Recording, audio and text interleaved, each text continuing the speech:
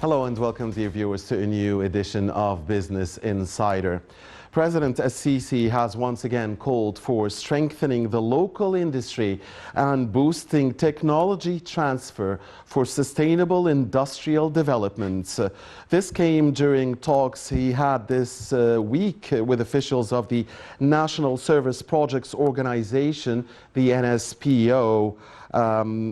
His Excellency's instructions came during that meeting with members of the NSPO and leading figures of the private sector here in Egypt, and focused on enhancing the local production of all components of the industrial process and focus on training Egyptian cadres in manufacture and maintenance in a bid to generate more jobs and support the national economy. His Excellency, the President, ordered to ensure that local products are to be made available in the domestic markets at prices less than their imported counterparts. The President also called for exploring more fields that need industrial localization, especially those that are related to infrastructure. We'll be talking about industrial development here in Egypt, the prospects, the outlook, the challenges, the opportunities, the obstacles, and we'll be doing all of this with Dr. Tasneem Khalil, and she is an economic and industrial expert. A very good evening, Dr. Tasneem. Thank you for joining us. We'll be back with our dear guest here in the studio, dear viewers, after watching this report tackling issues of industrial development here in Egypt. Please stay with us. The industrial sector is receiving unprecedented attention from the Egyptian state, as it is the locomotive of economic development in Egypt and a mainstay for achieving social stability by providing job opportunities and improving the standard of living of citizens. According to Minister of Trade and Industry Naveen Gama, the state's great interest had the greatest impact in achieving qualitative leaps and developments in the Egyptian industrial sector at the level of legislation, new investments and expansions in cities and industrial areas, as well as the rise in export indicators for all industrial sectors during the past years. The minister said during a conference on industry that the Egyptian leadership paid great attention to the export sector, which contributed to achieving a remarkable improvement in Egypt's foreign trade indicators, especially with regard to the increase in export rates, the decline in imports, and the achievement of positive development in the indicators of the trade balance with the countries of the world. She pointed out that these factors contributed to the rise in the value of Egyptian merchandise exports during 2021 to reach $32.34 billion, which is the highest value of exports in the history of Egypt's foreign trade. The minister further reviewed a number of positive indicators about the industrial sector in Egypt, which comes at the forefront of the economic sectors, as it contributes 11.7% to the gross domestic product, with the aim of reaching 15% in the near future and absorbing about 28.2% of the total Egyptian workforce. Minister Gama indicated that Egypt is linked to a system of bilateral and multilateral trade agreements with a large number of countries and international economic blocs that allow the Egyptian product to reach about 2 billion consumers around the world, in addition to the availability of a legislative environment that stimulates investment in various economic sectors in general and in the industrial sector in particular. The minister clarified that the most prominent of which is the law to facilitate licensing procedures and its executive regulations, the new investment law, the special economic zones law, the small, medium and micro enterprise development law, as well as the amendments to the law of protection of the competition and prevention of monopolistic practices. The minister pointed out that in conjunction with the challenges the global economy has witnessed since the start of the coronavirus pandemic, the president has directed to strengthen partnership with the private sector with regard to infrastructure and national projects and to rely on the Egyptian industry to supply the needs of these projects, which contributes to stimulating national production through investment in infrastructure as a main engine for the advancement of the economy.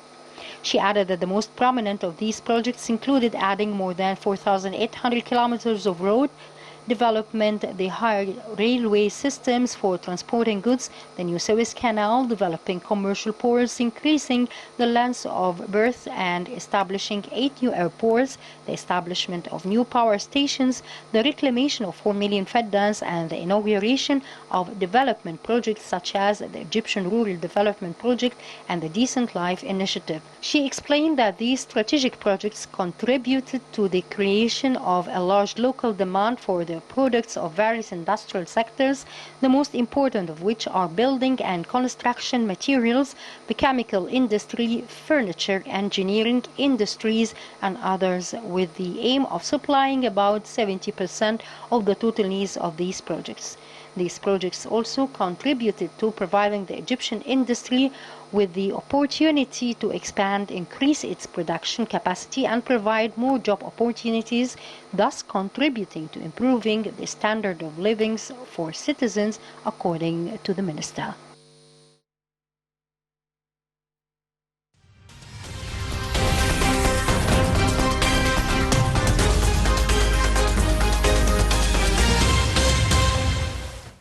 And after watching this really informative report, we're back here in the studio with our dear guest, Dr. Tasneem Khalil, economic and industrial expert. So, Dr. Tasneem, the first question I have is, it's very obvious that there is a vision within the government to support the localizing of the industry or localizing the components of key industries. My question is, how important is that strategy indeed at the moment, especially at the global economic crisis we are facing, and especially also with high inflation and a weakening local currency and so on? Okay, first of all, thank you for the quick introduction and very informative part that you stated. Allow me first to just, while answering your question, in order to subdivide it into a couple of things. Actually, there's a 2030 vision that the Egyptian government has initiated with the SDGs, Sustainable Development Goals, which is an international goals that all the global is trying to align with the 100, there were 100 decisions are to be taken by the presidential initiative to develop the industry. 3 together is the core thing that we're going to talk about. Yes. In order to deep the manufacturing or to increase so, we have to take it step backward. In order to do so, there must be an industry. So what have the government done for the industry? That's really interesting. It's not very late that there were many competent authorities who are responsible for issuing industrial license in Egypt, and this is occurred. For example, it depends on 2 things. It depends on the geographical location, meaning that if you're having an activity, industrial activity in special zones like the investment zones, then you're applying to Law 72 for 2017. If you go with the normal industrial zones or normal other zones, you're going with Law 15 to 2017. And if you're going to go to the SC zone, then you're going to go to their own law, which is, I think, 83 for 2002, which is... So getting the legislation intact and was very important to get everything under order. It's still as it is, but the new thing is that according to the 100 decisions that are being taken by the presidential initiative, he stated that there must be one competent authority. This authority must issue the license. And by the way, when Law 15 to 2017 was issued, that was the main aim of it, which is having one competent authority. And a few days ago, allow me to say that there was a Prime Minister decree, which is 2067, that stated that the Industrial Development Authority is obliged to issue a license in 20 days. It's a little bit tricky because the law states that we have two kinds of licensing. It's a pre-licensing system, or they take into consideration, now we talk about COP27. Yes. While 2017, the environment impact assessment was taken into consideration while issuing that law. Because they took into consideration that, for example, if this kind of industry is having a kind of bad impact on the environment, thus it have to have prerequisite that to comply with. While we're trying to enhance the SMEs and to increase the local component and to increase the industry in Egypt, so we took into consideration the other part, which is these are simplified, so it's a notification, you just notify and just proceed, sir. So in order to increase the number of industries, these were taken into consideration. Simplification of procedures is a point that was taken into consideration. While doing all of this, the government have to make incentives to deep the industry and to make to decrease the gap between export and import, as per your question. So in order to do so, there were certain incentives that has been created, and these incentives were taken into consideration two things: a geographical location, where, for example, if they're going to develop in a certain places or certain areas in Egypt that need really development. On the other hand, certain activities, as giving only incentives for certain places is not what the government have been trying to think of. Deepening the industry does not mean, for example, that just any simple production. You have to have a certain kind of commodity that you can export. While, allow me to say that the whole government is working together in order to do a simple word that you have just mentioned, sir. It's the local component. The local component is the production materials you're going to use in order to produce a certain commodity at the end that you're going to just use it. This could be, for example, the agriculture. The whole government is trying to reclaim a huge agricultural lands in order to have this. Not only that, the roads, the logistics. In order to have this and to have a sustainable industry, there must be roads everywhere in order to be sustained. Not only that, but also the electricity, as it's the main power station. While taking into consideration COP27, the government itself have trying to think about green hydrogen. Not only that, but also the solar energy and how they're trying to decrease it, and the ideas, all of these are coming together to be an incentive for the commodities. In order to allow us to export, actually the problem we're exporting to certain European countries that you have to comply with certain environmental prerequisites. You have to satisfy them in order to export. For example, there are no more plastic bags, so you have kind of packaging and so on. So it would be really awkward that, for example, we can export a product that's good, but it's not well packed, so you're going to turn back. So in order to do all of that, the government have to deal in a progressive manner, and not only the sustainability of the SMEs. We have mega projects. These mega projects, while we're can you allow me to go backward for the LC's decree that was issued by the Dr. Naveen Gema, Ministry of Trade and Industry. While issuing this, they categorized the products into three categories.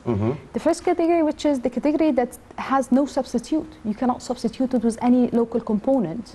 While we're trying to deep the industry and deep the local component. The second one is that you can replace it, but there are certain standards that you have to comply with.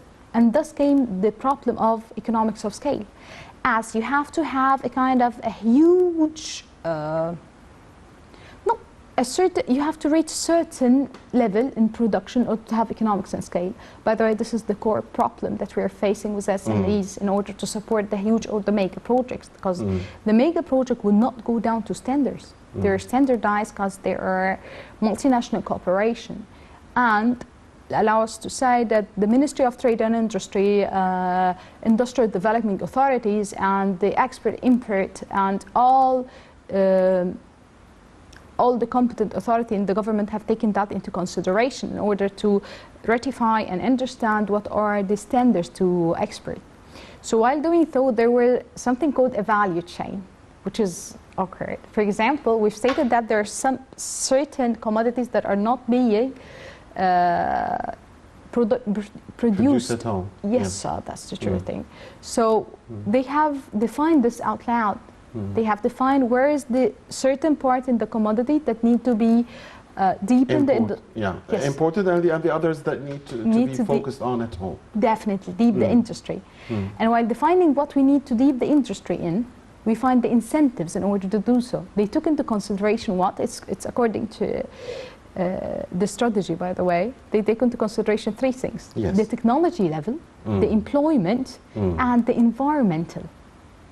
So while talking about it, you found out that it's a huge strategy that's being implemented in our country. And all the competent authorities, not only Ministry of Trade, not only the Industrial Development Authority, nor GAFI, nor Ministry of Electricity, or Ministry of Agriculture, or even Ministry of Transportation, all of them together are trying to cooperate in order to do a very small thing, which is the core of development, which is localization. That was a very small thing, but it's actually a huge thing. I mean, it's something that I believe here in Egypt we've been looking for and wanting for years and years, localizing the industry, focusing on local components. You mentioned the importance of exports more than once, Dr. Tasneem, and indeed, you know, if you have a weakening currency, then this is good for the exports. So the finance minister, Dr. Ma'it, announced also this week that the past week, that 6 billion Egyptian pounds have been allocated in the new budget to support and develop exports. And he added that 5 billion Egyptian pounds were also located to support the reduction of the price of electricity for the industrial sector. So again, this is within, I guess, the vision of the government, the comprehensive strategy to encourage and endorse localizing the industry, to give incentives by reducing the price of electricity, and to focus on export rather than import to improve the budget, the deficit in the budget. And of course, this will turn positively on citizens. I mean, they will find products that are at lesser prices and hopefully at equal or even better quality. So that's the strategy, isn't it? Definitely, the core point of the government is satisfaction of citizenship, by the way. The core is having an economic system, having a simplified procedures for operation license, have an ease of access to finance. And including this, we have also to recall a very important piece of decision that have just been issued 3 days ago, which is regarding amending Law 141/2014 regarding access to finance for SMEs. It has been amended. Some of its articles have been amended according to Law 155/2022. It's just 3 days ago. They're trying to increase the financing mechanism and the institutes that can support in this. Dr. Ma'id, and this is not the first time that Ministry of Finance actually support financing. There were a presidential initiative with the Central Bank of Egypt that decreases the interest rate for the SMEs and for the industry sector. That was on regarding Corona. But if you have seen the situation going on, actually it's awkward. You're just end of COVID.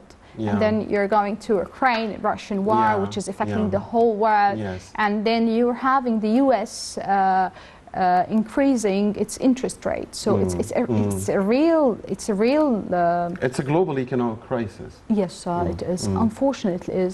And we are trying to face. But focusing on SMEs is very important, because many experts like yourself have described SMEs as the backbone of the economy. I mean, we've heard this a slogan for a long time now. Definitely, and the core point of the government since the initiation of its law, which is 152/2020, that issued Ms. Maida and has issued the special incentives for SMEs, and the government vision. There's a new vision of a government, which is they became to understand that issuing a project for SMEs is no more the core point. It's the sustainability. And the way to have an ease of access to finance, this is the way to sustain and access to finance. And not only access to finance, when SMEs start, there are problems they're facing, by the way, rather than not only access to finance. Actually, there is competitiveness with the big companies, for and instance. their products, they have to have sustainability of their products and the demand. It's all about a demand and supply, sir.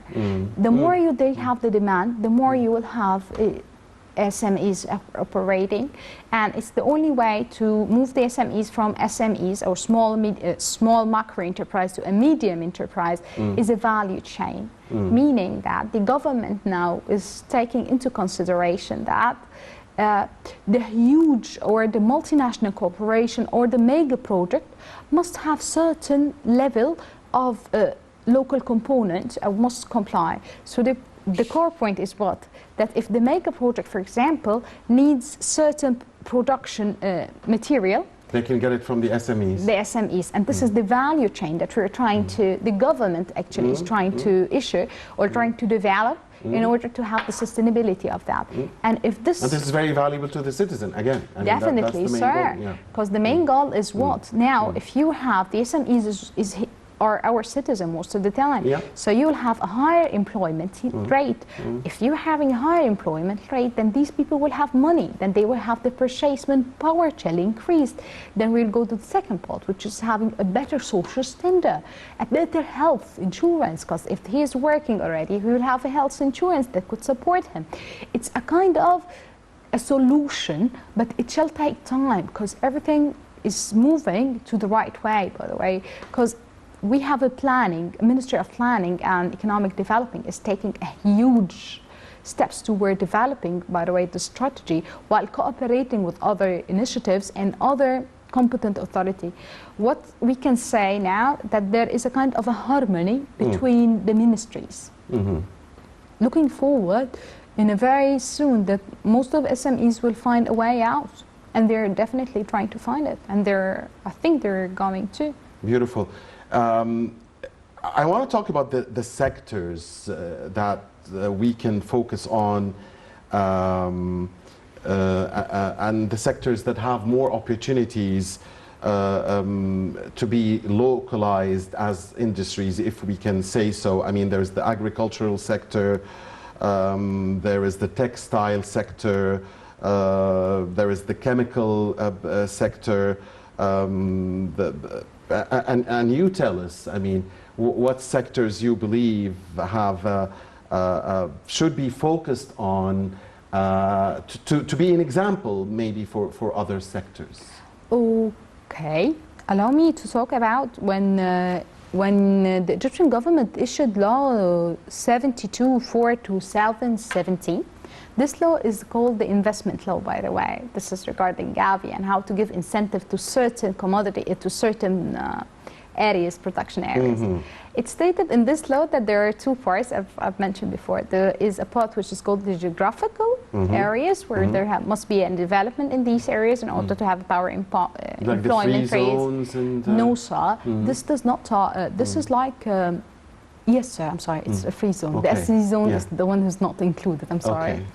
Yes, but also the geographical location, this was mainly for zones that are away or far away or that need certain developments. Yes, like a Sadet city, like areas in the north coast and so on, maybe. Yes, inside now, and it's very specific areas that have definitely stated in the law.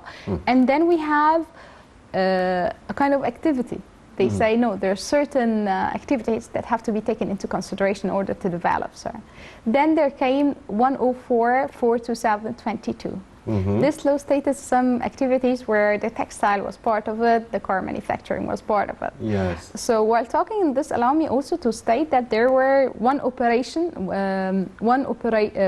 approval. There were a decree issued 20/4/2022 for the Gavi, an institution also to issue a license with one approval that then it's the Prime Minister have talked about, which is the golden license. So now we're talking about two parts. The first thing, which is the car manufacturing, as aside what you have stated, I totally agree that the agriculture is a way that have to be empowered enough in order to have the raw materials for the means of production for other industry. Then the textile definitely, as we're taking great steps, by the way, in it, and there are great factories in Very Egypt. good. And then we have to talk about two things. Technology, where the more boosting technology is a core thing for the Egyptian government, and it's being taken into consideration while having incentives. And now the whole government is talking about car strategy, or manufacturing car strategy, or automotive strategy, allow us to say this as not only cars, as all kind of automotive itself. So the automotive itself have taken from the Egyptian government a great part into consideration, like improving the local component and increasing the local component. By the way, we can manufacture the spare parts and... Yes, we can. And by the way, sometimes we export. Wow. Yes, Very we do good. export, by the way. Wonderful. There's some... in the automotive industry? Yes, there are some means of production. I'm sorry, there are some requirements production that are being exported from Egypt, for example, and it's I don't know how it's called in English, but it's electric braids. It's not the right, maybe it's not the right expression. Okay, brakes? Braids, ضفائر الكهرباء. I don't know how to say that loud. Wires? It's something really issuing for the car, and we manufacture, and it's very technical, by the way. So we also export other parts of the car manufacturing parts. Great. When you look at the Moroccan market, you found out that it's a total different way from Egypt, because there were certain incentives and procedures taken into consideration there. Here in Egypt, we cannot take it due to finance lack or something like others. But while taking this into consideration and the steps that Egypt is taking, that's a huge empowerment, by the way.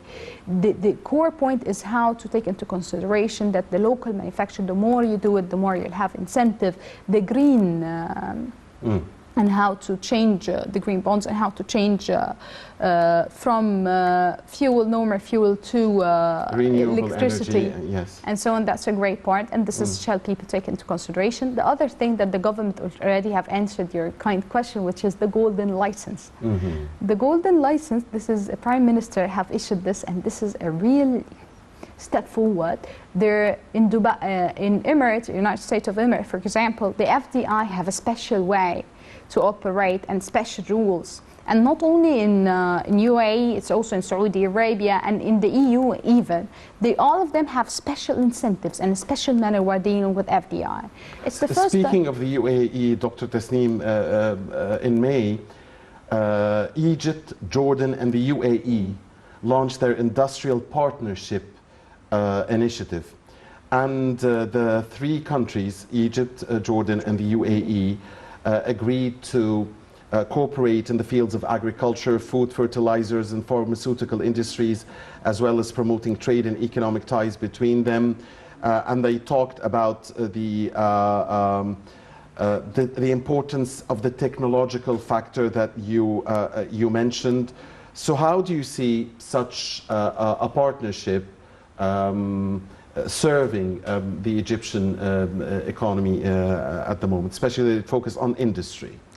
Any partnership, allow me to say, is a gain nowadays.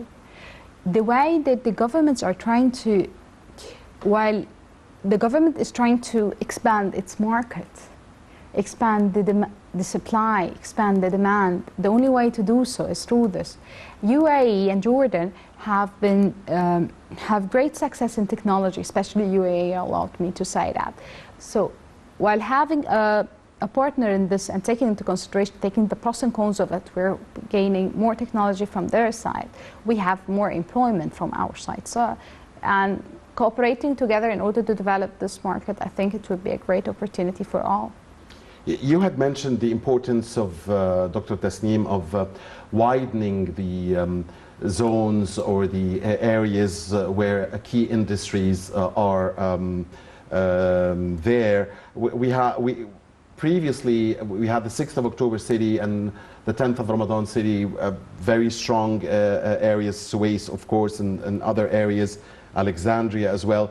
But now we have, in Damietta, we have a zone like the zone in Rubeiki, and there seems to be care from the part of the government to expand, if I may say, the areas of industrial complexes and to have a geographical distribution. We have now the new administrative capital. I'm sure that there will be key industries also, environment-friendly industries there. So can you talk to us about that important element of expanding the areas where industries are being there, because this will mean that the population will also necessarily increase over there and will not be any more living on that narrow strip of 6 or 8% around the Nile? Okay. Allow me to state that in Egypt currently we're having 145 industrial zones operating. And one of the most leading ones that I don't know how could you ever not cite is Beni Suef. So actually the road that has been, well, okay, let's talk about it. There's a big cement factory there, one of the key and one of the key electronic factories is there, and one of it's a multinational corporation and it's a complete FDI. Allow me to state something. While talking about the developments of industrial zones, it would be impossible for the Ministry of Industry to do it alone. And if it's not by, it's a presidential importance have been taken to that the Ministry of Transportation have made roads available. For example, for Beni Suef, by the way, the main reason this place is operating currently like this for the new road that has been issued. They have international road that have been issued, established by them, and this really operates well. Not only that, we have a great development in roads and in, even if you're walking down the street now, you'll find how easy it is to transport. The ease of transportation and ease of access to these places makes us better, and this is give us what we call competitive edge. So having electricity, having sustainable electric power, there's no more cut. This itself have empowered the industry. So right. Taking into consideration more the solar energy and the way that the government is trying to develop it, how the Ministry of Electricity, for example, now developed a way or a strategy that if you have solar energies and then you are creating your own energy, you can just return back to it and sell it to the ministry. This is a new and huge investment. You mentioned, Beni Suef, that there seems to be great care for Upper Egypt when it comes to industrial complexes. Yes. Okay. Allow me to state loud that we have two different industry complex and industry complex. What's the different complex is that different industries in the same place. The other one is that they're all they're all compliant in order to have the final product. Yes. Upper Egypt have been always taken into consideration a great steps and a great importance for the ministry. And it have certain incentives. By the way, this is a geographical area which is, according to the law, it have certain incentives. Beni Suef have taken into consideration a great steps about it. Not only because it have now many factories, and the factories that I'm talking about is not a national factories. It have both, of course, but it have international factories with an international standards. The core point is that when the FDI sees a success story talks about itself. You no more need to market. The better marketing plan that I think that the government is taking into consideration now, sir, is the way these factories are success. They talk about it themselves. They just market it. We have different industrial areas or zones in all over Egypt, and we have 6 special economic zones in Egypt, by the way, and these are included in the 145, by the way. 6, yes. Oh, can you name them? Yes, of course. Allow me just to recall Boursaid, Ismailia. We have Shir al-Tafriya, Warq al-Tafriya. Okay. East of east وغرب west, east and west of Suez. Kafria, yes. and Ismailia. Yeah, And Boursaid. Boursaid. Yes. And Ain Sokhna, sir. Yes, and Ain Yeah, Sokhna, of there's course. right. These are Yes. the special economic zones that are being operated. Because we're running out of time, Dr. Tasneem, so this might be the final question here. So, how do you see us progressing? I mean, this is a dream for us Egyptians to have. I mean, I guess the dream would be to not to export, not to import anything, and to have all of our products manufactured here at home. Naturally, this is any nation's dream. So, how do you see us progressing, having, you know, with the 2030 vision, the incentives that are being given, the care that the government is given to localizing the industry? How fast are we progressing, and how fast do we need to be moving? I think we're having a constant development, which is a perfect place that we're trying to do, even if it's not very fast due to the fact that there are other components that are away from our hands, like it's an international economic problem, so that we're facing, but we're taking great steps toward localization, the manufacturing. We're developing the manufacture sectors, where the Egyptian government now is finally powerful enough to attract certain commodities and certain production lines that they need and certain industries. And not only that, but they take into consideration the environmental impact and the technological level, the empowerment rate. So there is a strategy, and and there are certain KPIs that are being taken, the key performance indicators. And as long as there is a surveillance, the government is taking the step of surveillance, not anymore. They do not want to introduce, to be partners or anything. They just want to surveil the place in order to protect the citizenship and to be assured that the kind of investments entering the country are the proper investments for the proper development, and to have a solid economic system. That's not easy, but I think that we're taking great steps in it. And great. Let's go, hope so. And the all-important word is sustainability. So, yes, we're taking it in a way that should make it sustainable. Yes, Inshallah. Thank you. Thank you very much, Dr. Tasneem Khalil, economic and industrial expert. It's been a great pleasure. It's my honor. Dear viewers, thank you for watching us here on Business Insider. This is Mohammed Abdurrahim, and this is a goodbye.